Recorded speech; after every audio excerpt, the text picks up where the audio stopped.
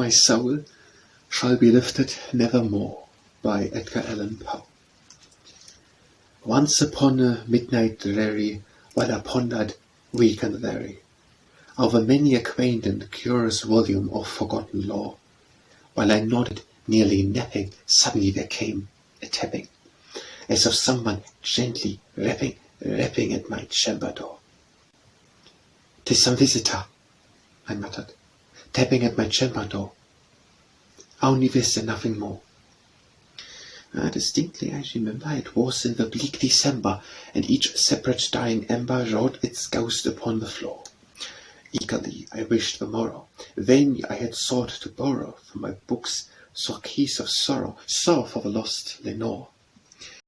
For the rare and radiant maiden, whom the angels name Lenore, nameless here for evermore, and the silken sad, uncertain rustling of each purple curtain filled me with fantastic terrors never felt before.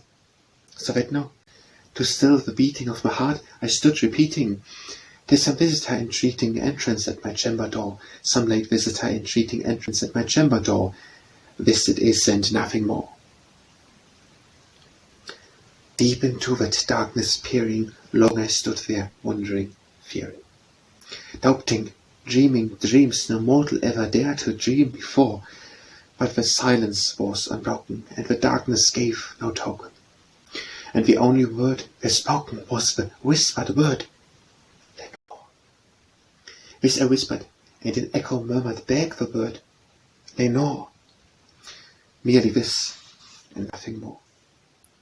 Then into the chamber turning, all my soul within me burning, soon again I heard a tapping, somewhat louder than before. "Surely," said I, "surely that is something at my window lattice. Let me see, then, what thereat is, and this mystery explore. Let my heart be still a moment, and this mystery explore. 'Tis the wind, and nothing more." Open here I flung the shutter, when, with many a flirt and flutter, in there stepped a stately raven, of the saintly days of yore.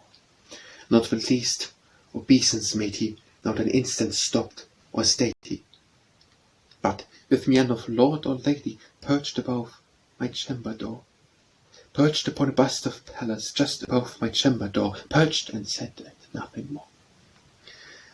Then this ebony bird beguiling my sad fancy into smiling, with the grave and stern decorum of a countenance it wore.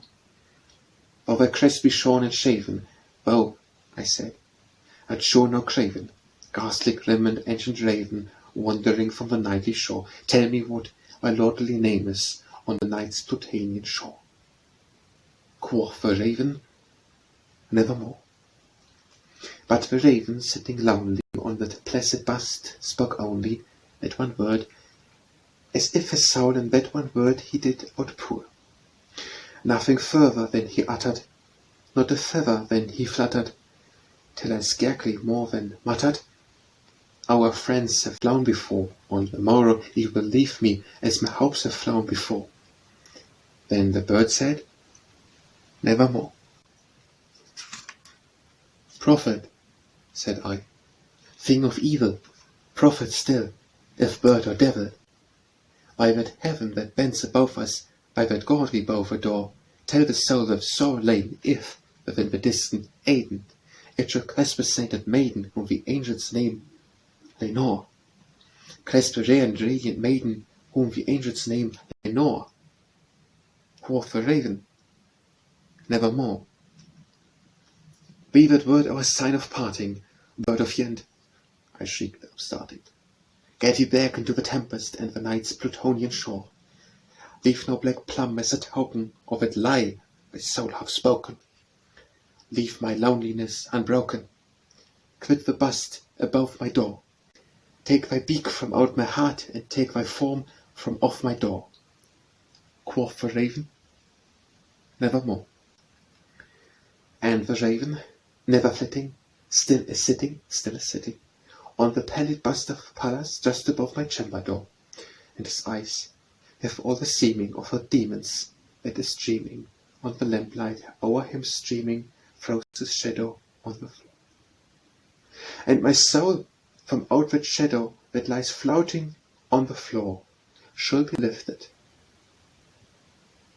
Nevermore.